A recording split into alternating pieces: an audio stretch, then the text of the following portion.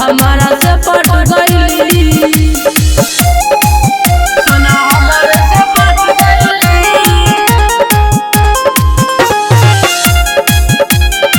सोना हमारा से पट गईली।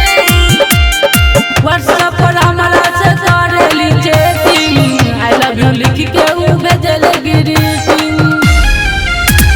व्हाट्सएप पर हमारा से करेली चैटिंग, आई लव यू लिख के उ भेजले ग्रीटिंग।